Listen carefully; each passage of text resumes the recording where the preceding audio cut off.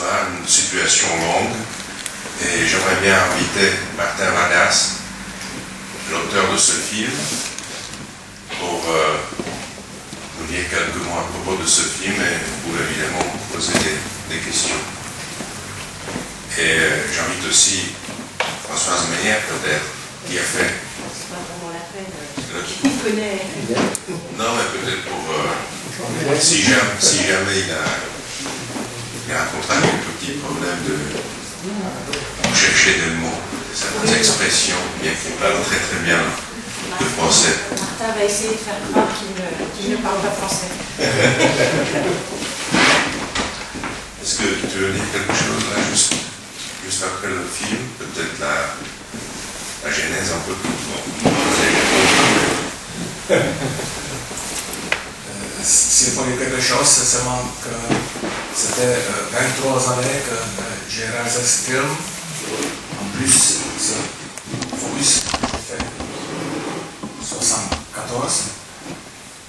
Et pourquoi ça durait si longtemps? C'est parce qu'on n'avait pas ces archives.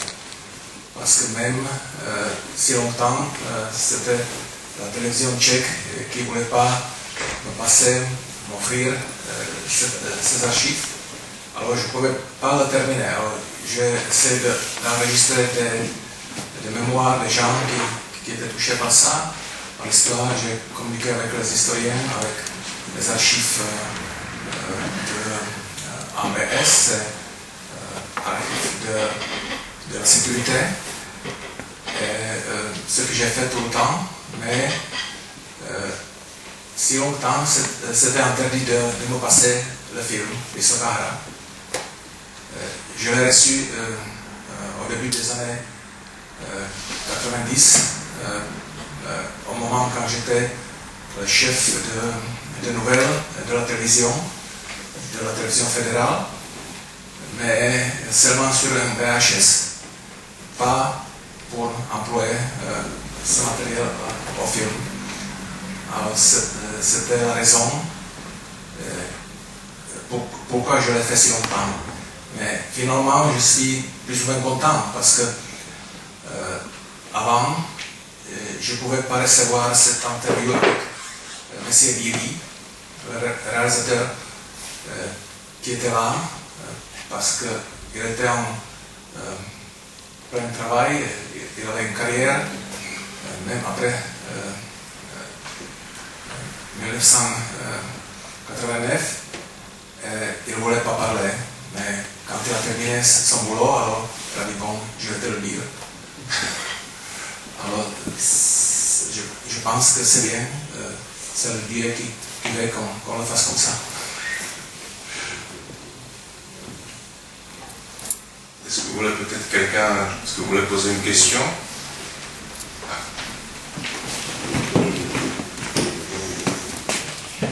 Merci. Je voudrais effectivement poser une question, mais je voudrais tout d'abord féliciter l'auteur et le réalisateur de ce film nécessaire, mais terrifiant.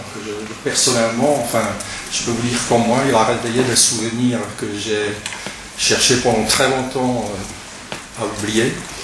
Et j'ai connu bien pas mal d'ambiance, d'atmosphère et de séquences que vous décrivez. J'ai connu Pavel Tigri, j'ai collaboré avec lui, je me suis retrouvé à cause de ça en prison, où j'ai vu aussi des gens brisés, ce qui m'a terriblement marqué. Mais j'ai vu aussi, et ça serait peut-être un autre film à faire, des gens qui n'ont jamais été brisés et qui ont résisté. C'était sans doute très dur, mais il y en avait aussi. Je voulais vous poser une question.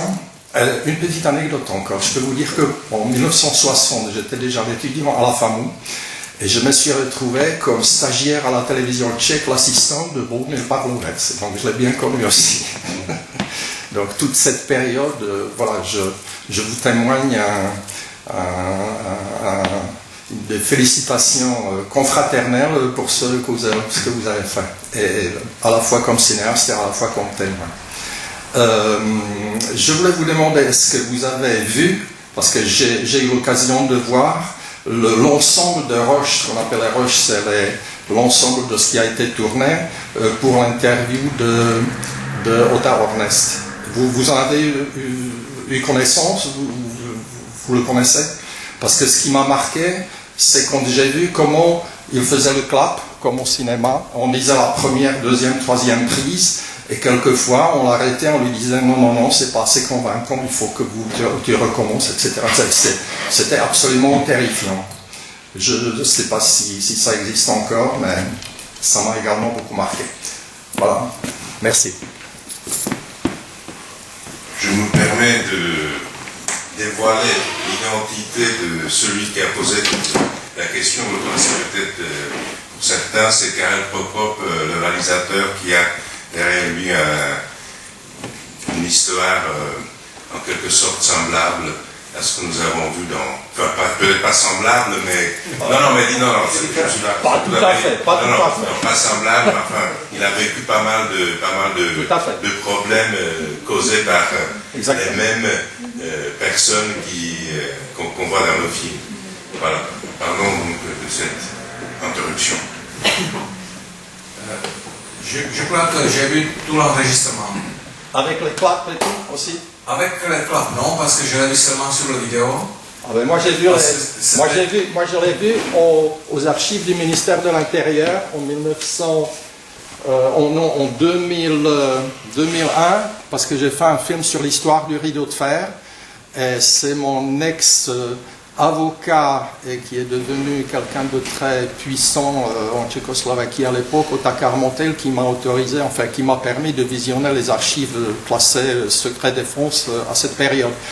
Et j'ai vu des bobines 16 mm double bande originales.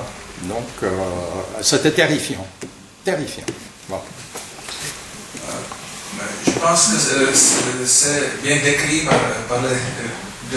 par le duel des protagonistes, tout à fait. Qui ont vécu quelque chose entre les deux, c'est exprimé, cette atmosphère là-bas. C'était intéressant.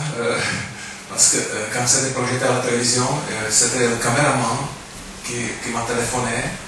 Pourquoi est-ce que je montre ce monsieur Diri là-bas? Parce que c'était quelqu'un qui était un homme très très engagé pour la partie communiste pendant l'époque de la normalisation là-bas. Je voulais savoir, est-ce qu'on a pu avoir accès à toutes les archives? Il y a une partie qui a été détruite, ou est-ce qu'on a pu retrouver tous les documents qui... C'est le problème parce qu'on ne sait jamais qu'est-ce qu'il y avait à l'époque, mais je pense que je pouvais voir tout ce qu'il y a maintenant.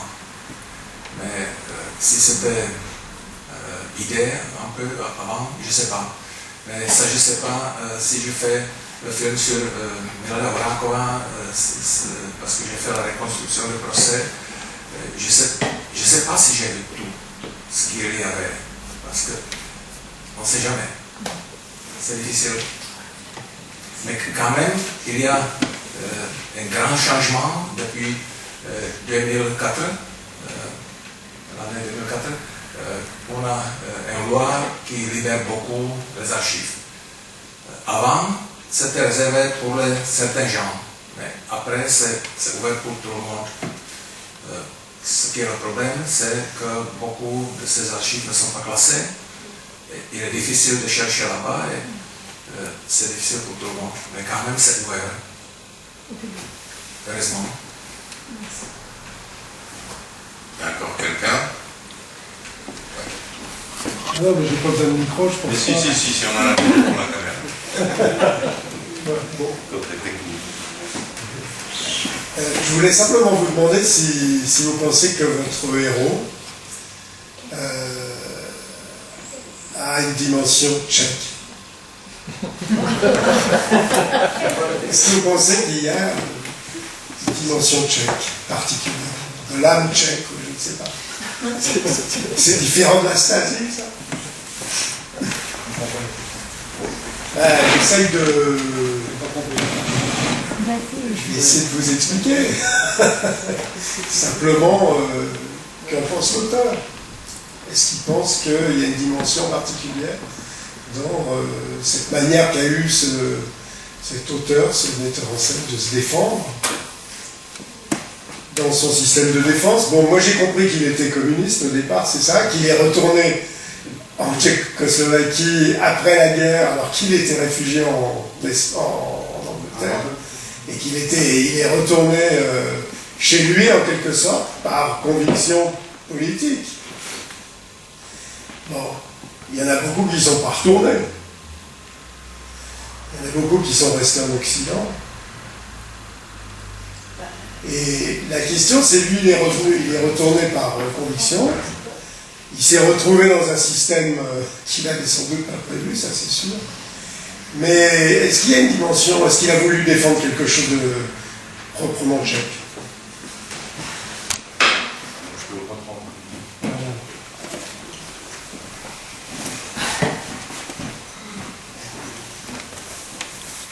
Je pense qu'il y a une dimension de l'Europe centrale, de la région qui était occupée plusieurs fois. Les gens, ils se débrouillent comme ils le font, mais Ornest, il n'était pas un normal. Pour qu'on puisse voir Ornest, j'aimerais bien le voir par les yeux de Elżbieta Ledererová, qui parle assez bien de mon avis sur lui, parce que lui, il a quand même fait quelque chose. Il était communiste à l'époque, il a vécu il a fait certaines décisions après la guerre, il est revenu comme communiste, c'est vrai, mais avec ces expériences qu'il avait, il s'est décidé de faire quelque chose à l'époque, quand c'était pas tout à fait simple de le faire, ce qu'il a fait. C'était dangereux, parce que lui, en tant qu'espion, devait mourir en prison. Espion supposé, oui, c'est ça. Non, mais ils l'ont pris comme un espion. C'était une puissance qui le mettait en prison et il ne le supportait pas. Je crois que le frère Machine, il se décidait autrement, mais lui, il était un individu, un être humain qui n'était pas aussi fort que les machines. C'est pourquoi il s'est débrouillé comme il a fait. Mais ce que Kanturkova, qui était aussi à l'époque communiste, a fait avec son explication, ce qu'il voulait s'exprimer quand il a dit qu'il a, comment dire, selhal. Il a failli. Alors, il voulait se défendre et lui pas donner l'espace pour le faire, même si c'était tout à fait possible après 1989. La raison pour qu'elle ne fasse pas avant, ça veut dire avant 89, il y avait des raisons, parce que lui, il pouvait continuer en prison.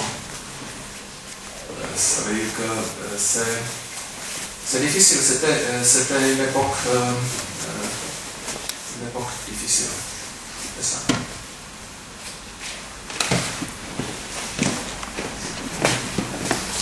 Merci, je voudrais juste rajouter, peut-être pour des personnes qui ne connaissent pas bien l'histoire de la nation tchèque ou tchécoslovaque, c'est qu'il faut regarder ça un peu avec le recul historique. Le caractère tchèque a été forgé par des décennies et même des siècles de servitude. Il ne faut pas oublier que c'est un peuple qui a perdu sa fierté et sa liberté au XVIIe siècle, et puis il a vécu depuis sous les dominations étrangères jusqu'à l'éclaircie en 1918 qui a duré ce que ça a duré.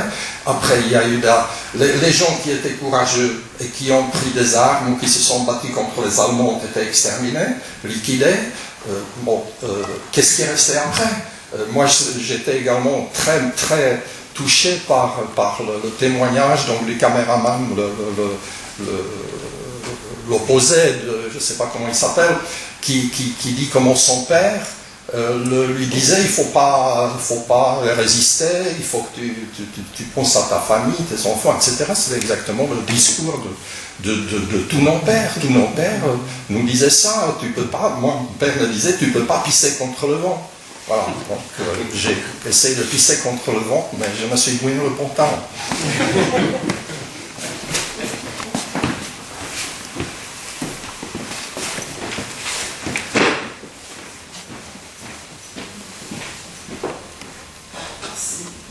Je salue d'abord ce très beau film, c'est très, très poignant, et j'aimerais bien qu'il soit repris par Arte un jour. Je souhaite en tout cas un destin qu'il mérite pour le public français, pas seulement français d'ailleurs. Mais voilà, par rapport à ce que vous disiez sur Eva Kantoukova, qui ne lui a pas laissé d'espace pour se défendre, ce qui m'intéresserait en lien avec ça, c'est de savoir ce qu'il est devenu et comment il était perçu par les intellectuels de la dissidence, la charte, les écrivains qui étaient publiés en exil au moment de son affaire, et puis après, quand même, avant, est-ce qu'il s'est effacé finalement de la vie intellectuelle et publique, ou est-ce qu'il a pu se défendre aussi par d'autres biais? Il a eu ce raté de la terre à Kantoukova, est-ce qu'il y a eu d'autres façons, il a pu se réhabiliter au sein de la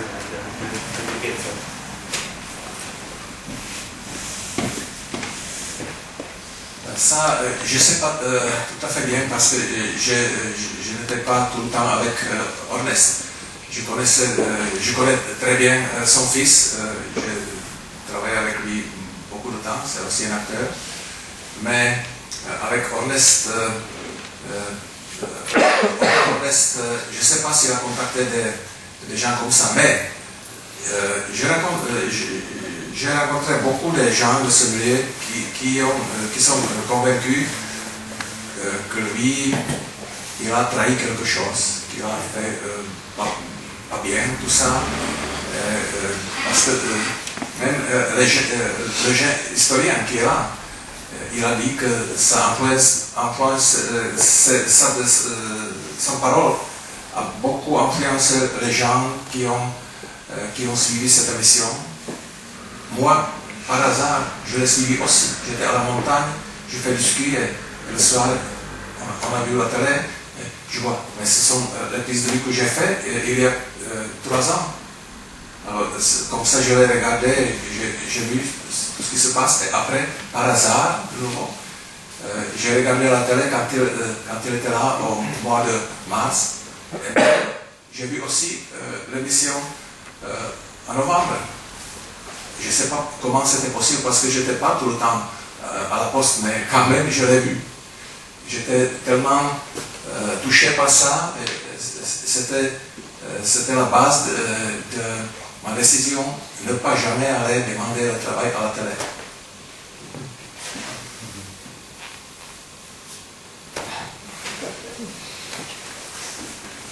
Il y a encore quelqu'un qui... Monsieur Lozana, non? Ah ben oui. Ben oui. Ben oui. Ben oui, ben oui.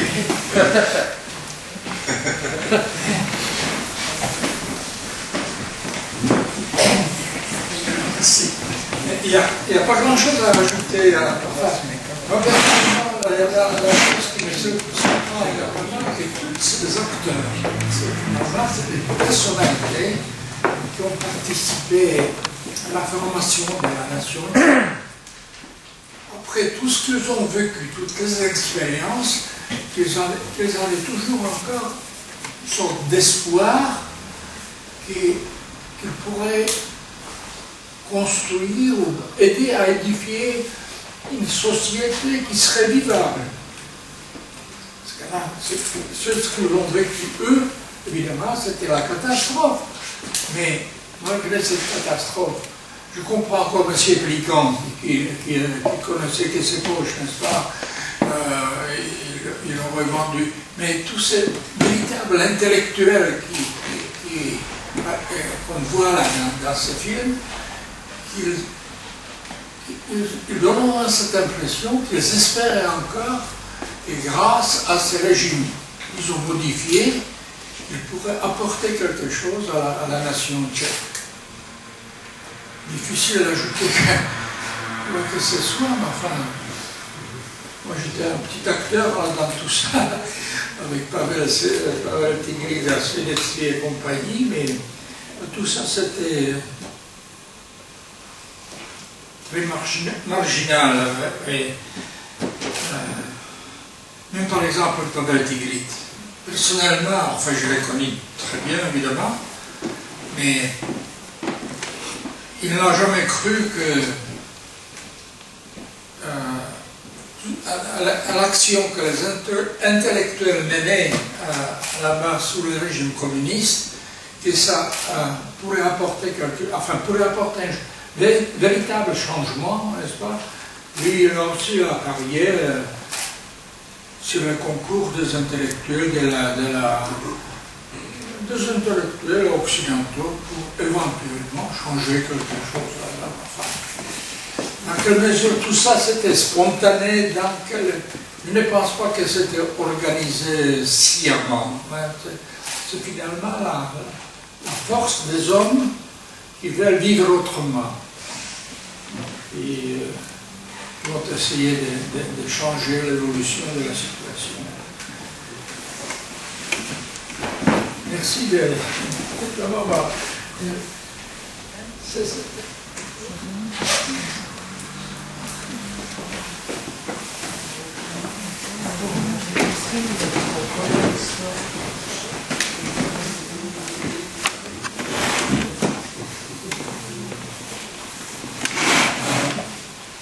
Je voulais poser la question que je m'avais posée à moi-même tout à l'heure en écoutant donc cette autocritique bouleversant dans votre sens de M. Pronès. Nous entendons pas plus. Parce que je me demandais, est-ce qu'il n'était pas possible que quelqu'un de fonctionnaire qui l'entourait écrive son discours, parce que c'était un discours pas poétique, mais quand même d'une certaine tenue d'écrivain. Et c'est ça ce qui me fait vraiment penser que peut-être qu'il n'avait pas tort en disant qu'il méritait un reste. Parce qu'il aurait pu exprimer ce qu'il a voulu dire d'une manière qui aurait dû faire mieux comprendre franchement que c'était pas sincère ce qu'il disait, alors que ça apparaissait comme ça, comme si vraiment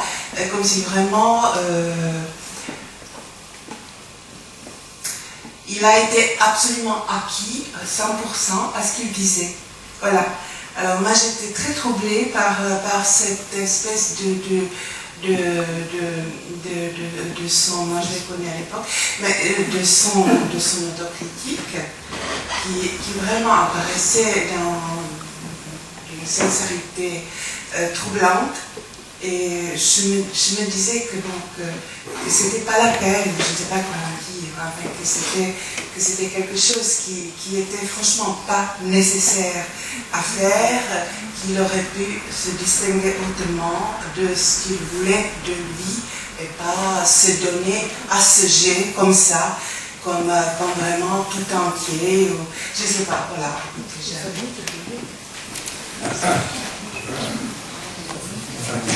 Je vais commencer, excusez-moi, je préfère de parler en tchèque parce que je ne pouvais pas m'exprimer exactement en français à ce point-là, parce que c'est un peu difficile pour moi, si je peux demander la traduction. Takže odpovím česky. Myslím si, že Ota Ornest vlastně tu reakci, kterou jsem tam takhle nastříhal, tak vlastně on nereaguje na promítání toho jeho projevu. On tam říká, že vlastně on to ani nechce vidět. On mi řekl, že nechce se na to koukat. To znamená, že vlastně jako já nemám natočenou jeho přímou reakci na to, co řekl. Ale říká se tam ústy toho historika, že tam přeci jenom on měl nějakou zkušenost z těch 50. let. On byl židovského původu. A když tam vlastně všechny kolem vraždili Schillinga a tak dále, tak vlastně on se z toho nějakým způsobem vykecal, dostal se z toho, přežil. Jo? Byl vyvězený v té době. A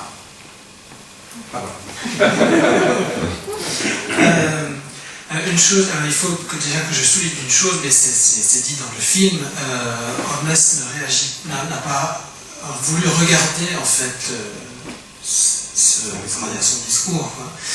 Donc il réagit à l'autre émission, ça, mais ça il a refusé de le regarder, c'était trop dur pour lui. Donc je n'ai pas sa réaction par rapport à ce qu'il a dit, comment il l'a dit, etc. Par contre, un point important et qui est rappelé par un des historiens dans le film, c'est que Ornest a eu l'expérience, donc bien sûr, des années 50, il était juif, il a été emprisonné à ce moment-là, il a réussi à passer à travers les mailles du filet, d'autres ont eu des peines bien plus lourdes que lui. Il était enfermé par les Allemands. Je možné, že v té době, když potom byl začený v tom 77. roce, tak že se mu to všechno nějakým způsobem spojilo a že prostě měl ty závazky vůči těm malinkatý dceři, měl závazky vůči větší dceři a vůči synovi a dalším a v podstatě chtěl přežít. A byl přesvědčený o tom, a zřejmě asi mu k tomu pomohli tou hrozbou toho velkého trestu, že tedy za špionáž prostě bude mít doživotí, určitě zemře v tom vězení a myslím si, že o tom, že zemře v tom vězení, byl přesvědčený. A on, myslím si, že byl velice dobrý herec.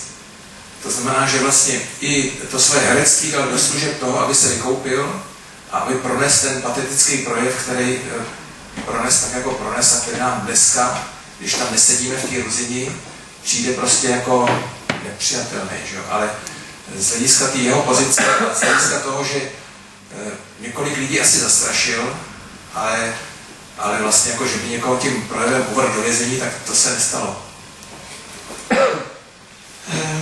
Donc je pense que toutes ces expériences-là, en fait, ont ressurgi en lui en 1977, à ce moment-là, et la pensée par rapport à ses enfants, par rapport aussi, il devait être très certainement convaincu qu'il allait mourir en prison. On le menaçait donc de lui donner une peine de prison en perpétuité. Je pense qu'il avait la conviction qu'il allait y finir sa vie. Il faut aussi rappeler le fait que Ornest était un très bon comédien. Donc c'est quelque part c'est naturel pour lui de dire ce texte avec le pathos que l'on perçoit aujourd'hui comme quelque chose de complètement inadmissible, mais voilà, ce n'est pas forcément voilà, il y a cette dimension-là. Et puis bien sûr c'est difficile pour nous aujourd'hui en voyant cela de se projeter dans cette situation, c'est-à-dire que c'est tourné dans une prison. Alors il va de soi que bien sûr très certainement il a dû, quand ce discours a été diffusé, il a dû participer au climat de peur de l'époque, mais en même temps il n'a envoyé en prison personne. Ještě teda bych chtěl říct k tomu, že on byl opravdu přesvědčený, že dělá vlastně jako kulturní osvětovou práci. A on to bral jako nespravedlnost, že vlastně za kulturní osvětovou práci je takovým způsobem vlastně jako likvidován a proto možná taky z toho pocitu nespravedlnosti hledal nějakou kličku, jak se z toho vlastně vybrat ven. Et enfin, bien sûr, il y a ce fait qu'il était convaincu d'avoir fait quelque chose qui était donc une diffusion de textes littéraires, une diffusion culturelle, et donc que la situation dans laquelle il se trouvait était fondamentalement injuste. Donc ce sentiment d'injustice aussi a participé à son désir de trouver un échappatoire. Justement, c'est ça. Il y a des moments dans ce film, quand il explique, je ne sais pas quand vous l'avez interviewé, en quel, je ne sais pas quand. 99. Bon, d'abord c'est très émouvant de l'entendre. Bon. En 99, il explique que bon, il a fini par, il ne pouvait pas supporter l'idée qu'on empêchait la publication des vers de Seifert, de Glatzel et de je ne sais pas si c'est Glatzel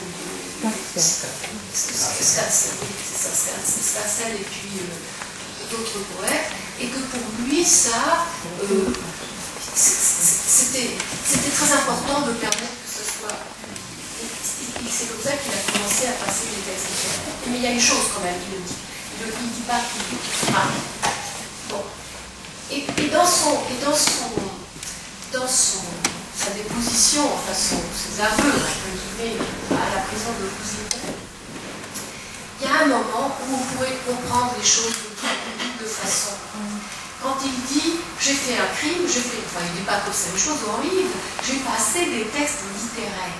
Il insiste bien que ce sont des textes littéraires. Et au fond, ça peut être un langage codé. Peut-être qu'en disant ça, d'autres ont compris, en le voyant, que c'est tellement stupide, c'est tellement ridicule. C'est pas un crime de passer des textes littéraires. Alors, là, il y a quelque chose d'assez, une forme de dualité peut-être. Soit on lui a écrit son discours et il l'a dit, mais il ne peut pas adhérer au fait que, vous voyez, quelque chose qui est ambigu. Voilà, ambigu. Ça, c'est une chose qui rend d'ailleurs les choses assez émouvantes. Et puis, bon, là, je ne sais plus.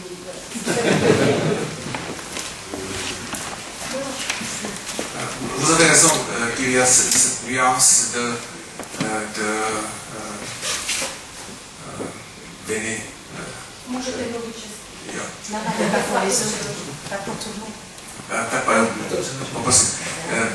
Je tam ta niance toho vlastně jakoby míry přiznání viny a akcentování vlastně jako toho literárního rozměru, ale tenkrát v té atmosféře si myslím, že to nebylo úplně vlastně jakoby pro velký publikum vlastně jako čitelný. Myslím, že oni se cítili všichni jako tím projevem celý prostě jako opravdu jako říkají, nechtěl bych tam sedět na jeho místě. Si museli říct všichni, kdo to viděli, že prostě ten je ponížený takovým způsobem, protože on to byl opravdu jako důstojný chlapík, to byl prostě pán herec, to byla velikánská persona, vlastně 22 let ředitelem, měl kontakty mezinárodní, měl vlastně všechno možný a dokonce do dneška říká spousta lidí, že opravdu jako přivez na Městský divadla Pražský vlastně spoustu zajímavých zahraničních autorů, kterými se vlastně asi bez jeho rozletu, bez jeho rozhledu v tom světě vlastně nedostali. No.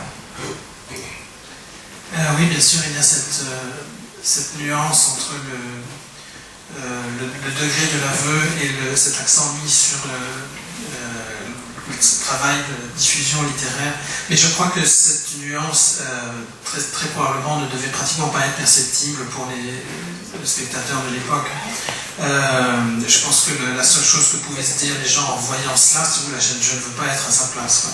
Sachant qu'Ornès, bien sûr, était une grande personnalité connue. Il avait eu cette fonction de directeur des théâtres de la ville de Prague pendant 22 ans, ce n'est pas rien. Il avait des contacts internationaux qui lui ont permis d'amener à Prague ou en Tchécoslovaquie des auteurs étrangers, voilà, des projets théâtraux assez remarquables. Donc le voir humilié à ce point-là, je pense que voilà, cette nuance très certainement devait passer à la trappe.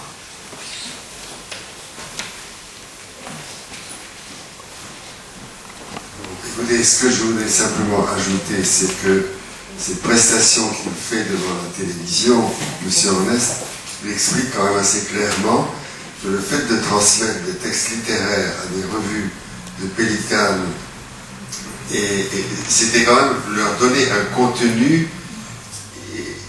qui leur donnait une certaine existence, parce qu'il explique que les auteurs qui étaient en émigration n'étaient pas capables de donner un contenu à ces publications. Alors, il explique très bien que finalement ce n'est pas seulement une action littéraire, mais que par là même il soutenait et que les auteurs qui publiaient leurs textes, d'une certaine façon, justifiaient l'éditorial et toute la partie politique de ces revues. Donc je dirais que son action, malgré tout, bon, c'est certainement un texte qui lui a été dicté, il a simplement dit d'une façon artistique, parce que c'était un très bon acteur. Bon, on peut dire que dans l'ensemble, ce qu'il a fait là n'est pas extrêmement glorieux. Ceci étant, il faut se mettre quand même dans la situation qu'à l'époque où il l'a fait, ce système était prévu pour durer éternellement. Personne ne pouvait prévoir que ça allait s'effondrer. Et donc ça, malgré tout, être héroïque dans ces conditions-là, comme l'ont été d'autres, ça exigeait vraiment un héroïsme extraordinaire que tout le monde ne pouvait pas nécessairement avoir, et que lui n'a sans doute pas eu. Et en ce qui me... Bon, moi je suis d'origine tchécoslovaque aussi, mais enfin je suis parti très tôt comme un jeune homme, et je me suis toujours posé la question, qu'est-ce que j'aurais fait si mes parents n'avaient pas émigré, et si j'étais resté là, et si j'avais dû vivre toute ma vie dans ces conditions-là, est-ce que... Bon, je n'ai jamais eu le moins de sympathie pour le communisme, mais qu'est-ce que j'aurais fait?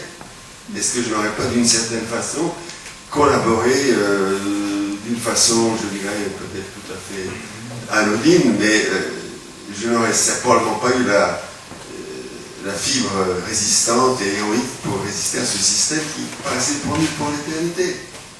Aujourd'hui, on renvoie ça avec, je dirais, il y a un effet d'optique. Hein, on sait que ça s'est terminé, donc par conséquent, les gens qui, à un moment donné, ont coopéré ou ont pas racheté, bon, c'est pas des... Mais l'optique est totalement différente du fait qu'on le voit aujourd'hui, parce qu'on connaît la fin. Puis à l'époque, on ne connaissait pas la fin. Mais, à contrario, ce qu'on voit aussi, c'est que ce monsieur n'a jamais fait jouer ses contacts avec l'autre qu'il avait à l'ouest. Il n'a jamais essayé de se défendre, comme l'ont fait des refusniks russes. Par exemple, je pense à M. Tcharansky, qui avait fait monter une campagne médiatique à l'ouest pour le faire sortir des prisons russes, soviétiques. Ben, c'est pas la même chose, mais il était célèbre, il avait beaucoup de contacts à l'ouest, il était juif, c'était encore mieux, il pouvait demander à partir en Israël. Et il n'a pas fait. Si c'est pour moi, je peux parler. Une seconde. Ah, pas. Ladies first. Oui, je me demande cette mise au point. Enfin, je ne veux pas appeler ça un aveu, parce que c'est trop connoté. Cette mise au point qui, bon, en fait, a été un grand show, si je comprends bien. Enfin, moi, je vivais à Prague à l'époque, mais nous n'avions pas la télévision. Donc, je ne me rends pas compte, je ne sais pas, enfin, comment ça s'est passé. Ça s'intègre certainement dans, ça pose la question du pouvoir par rapport à ce qui a quand même été une intervention tout à fait importante, enfin, fracassante même. Donc, alors, ça s'intègre, à mon avis, dans une ligne politique donnée. Enfin, il a été question aussi de l'intervention, du recours à Roussac, une demande de grâce, ou je ne sais pas si j'ai bien compris. Donc, bon, il faut voir ça peut-être aussi du côté du pouvoir, comment ça a été perçu, et si ça n'était pas intégré dans dans une politique culturelle ou générale, ou oui, dans une ligne politique donnée, sûrement. Enfin, je ne sais pas, c'est la question. On passe une des qualités de votre film, c'est que vous ne portez pas de jugement sur votre personnage principal. Vous laissez parler les témoins et vous laissez chacun se faire sa propre opinion. Mais j'ai envie de vous demander, en tant qu'homme, quel est votre regard sur votre héros aujourd'hui?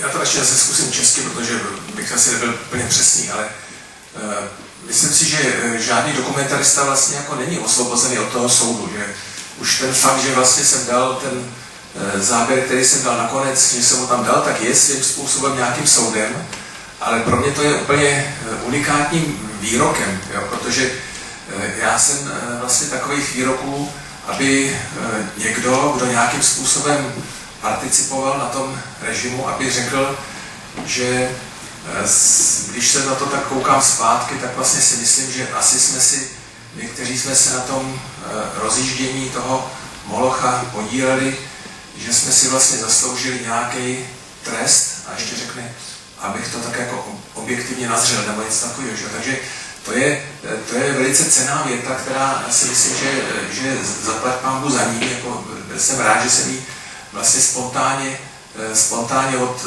pana Ornesta získal a myslím si, že byla vlastně docela dobrou tečkou. Já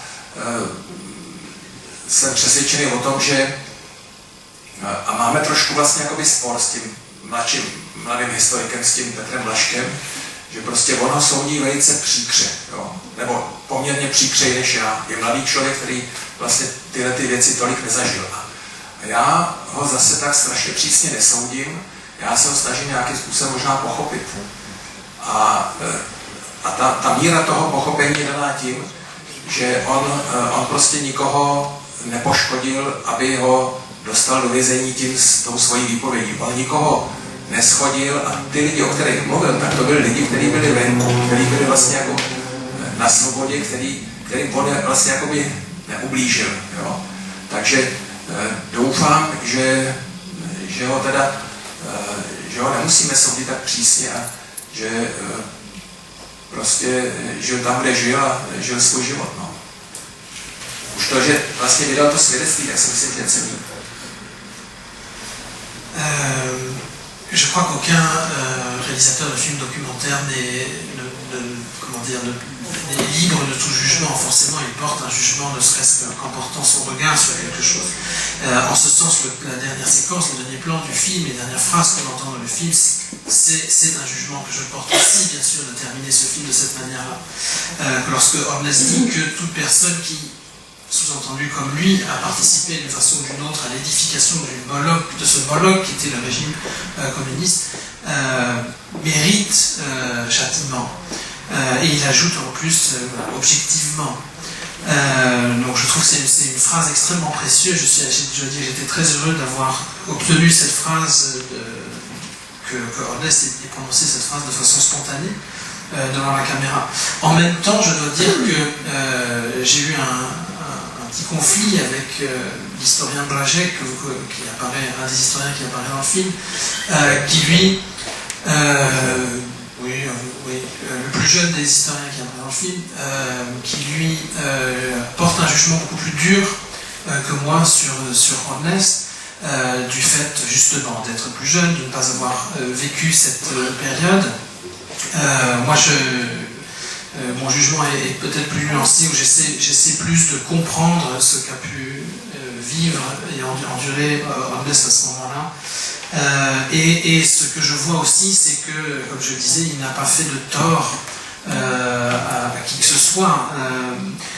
Les personnes qu'il a citées étaient des personnes qui étaient à l'extérieur du pays, qui étaient déjà de toute façon connues, donc il ne leur a pas causé de mal en les citant.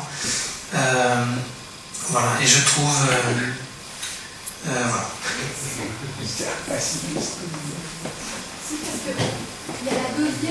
Il y a sa deuxième intervention. Il y a la première à la prison de Roussigny, puis après, une autre fois, il a de nouveau été filmé pour corriger ou ajouter quelque... oui, et là, il aurait pu faire du mal. Ce que vous venez de dire est vrai, mais quand il dit qu'il se distancie de toutes les tentatives de le présenter comme un héros, c'est peut-être un peu trop, comme quelqu'un qui est un martyr, qui a souffert injustement. Ça aussi c'est ambigu d'ailleurs, on ne sait pas exactement qu'est-ce qu'il pense, mais du coup il parle aussi il dit qu'il n'a pas signé la charte 77, qu'il s'en distance et qu'il distancie et qu'il regrette de ne pas avoir été, parce qu'il était en fait en prison déjà, donc il ne pouvait pas la signer, de signer l'anti-Kravta. Donc là quand même, quelque part, il n'a pas donné des noms, mais là il a ajouté une pierre entre les porte-paroles de la charte 77, donc si j'ai bien compris, peut-être une femme avec qui il avait un enfant, hein, voilà, et que cet enfant, la police a été chercher. Sans doute, on lui a dit en plus. Samozřejmě máte pravdu, že tam vlastně jakoby se postavil do nějaké pozice, ale přeci jenom vlastně nemenoval tam někoho. On prostě zřejmě asi, já si myslím, že když jsme ještě bych se vrátil k tomu, on tam říká, že ten text vlastně si spáchal on sám, jo, a že vlastně to byla hra s tím tiskovým odborem ministerstva vnitra, co oni akceptují a neakceptují. A v podstatě byl to obchod, byl to šílený obchod, ale prostě byl to obchod a nepsali mu to vypráci, napsal si to sám, ale byla to hra o nějakou mez, kterou se vykoupí a nevykoupí. Jinak by tam seděl těch 3,5 roku asi. Vous avez absolument raison sur ce point-là, bien sûr. Même s'il ne nomme personne, c'est indirectement, il renvoie à des personnes concrètes aussi, bien sûr. Mais il y a un point intéressant dans ce qu'il dit, c'est qu'il souligne le fait qu'il a lui-même écrit le texte qu'il dit, qu'il a mené ce jeu complètement fou et terrifiant, de voir jusqu'où, enfin, ce que le pouvoir pourra accepter, enfin, de trouver cette limite pour pouvoir se racheter, jusqu'où il pourrait aller dans ce qu'il pourra écrire de ce qu'on lui laissera dire. Zajímavé je, že vlastně jakoby ten ostn ty naší pozornosti se vůbec vlastně jakoby nemíří k těmhletěm vnitrákům, který tu hru s ním vlastně zahráli, který to vymysleli jako výbornou propagandistickou prostě akci a jeho použili. Ils ont utilisé. Mais je trouve ça très frappant que nous discutions depuis un bon moment maintenant d'Ornest et que nous n'avons pas tourné notre attention vers les agents qui n'ont fait qu'utiliser Ornest à leur fin de propagande.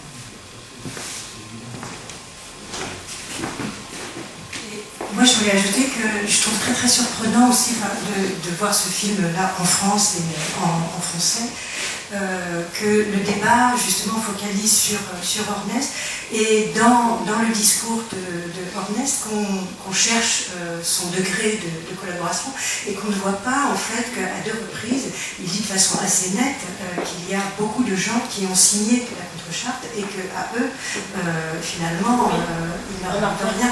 Et je pense que ça c'est un temps très fort aussi de ces 2 discours. Et si on doit travailler, enfin si on doit s'interroger sur l'ambivalence, les ambiguïtés de ce qu'il dit, il y a aussi ça qui est là et qui résonne de façon assez incroyable et qui résonne aussi avec ce qu'il dit après de Madame Kantorkova.